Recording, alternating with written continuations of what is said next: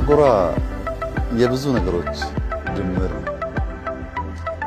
የብዙ ነገሮች ድምርና ውቅር ውጤት ነው። በዚህም ምክንያት ነው የገዘፈ ያማረ ነገር የምናየው። ጎርጎራ ውስጥ ታሪካችን አለ። ጎርጎራ ውስጥ እድላችን አለ። ጎርጎራ ውስጥ ህልማችን አለ። ትናንትናችን ታሪካችን ነው። ዛሬ እድል ነው። ነገ በምናብ የምናየው ህልማችን ነው። ይሄን ኢማጂኔሽን ሚሞሪና ኦፖርቹኒቲ ደምሮ የያዘ ቦታ ነው። እነዚህን ነገሮች ደምሮ በመያዙ እጅግ የተዋበና ያማረ ነገር እናያለን።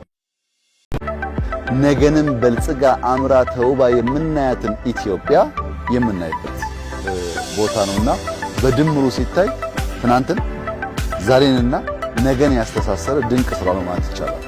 ሁለተኛው እዚህ ጋር እንድናስብ የምፈልገው ጉዳይ ተራራ አለ፣ የሚያምር ዛፎች አሉ፣ የተዋቡ እጅግ ያማረ መስክ አለ፣ በአይን የማይጠገብ ሌክ የማይመስል እጅግ ማራኪ ውሃ አለ። ይህ ውሃ ግን ጨዋማ ውሃ አይደለም፣ ፍሬሽ ውሃ ነው። አሁን ይሄንን ውብ ቦታ ምንድነው የጎደለው ስትል የገበታ ለሀገር ፕሮጀክት ነበር የጎደለው። ይሄ ፕሮጀክት ካልሞላ ማንም ሰው ይሄንን ውበት ሊያይ አይችልም። ዛሬ ግን እጅግ ግዙፍ የሆነ ምናልባት በአፍሪካ ውስጥ በዚህ ደረጃ ትልቅ ሪዞርት ለመኖሩ እርግጠኛ አይደለሁም። እነዚያን ነገር ደምሮ የያዘ በምንም መመዘኛ የሚያኮራ ትልቅ ነገር ነው።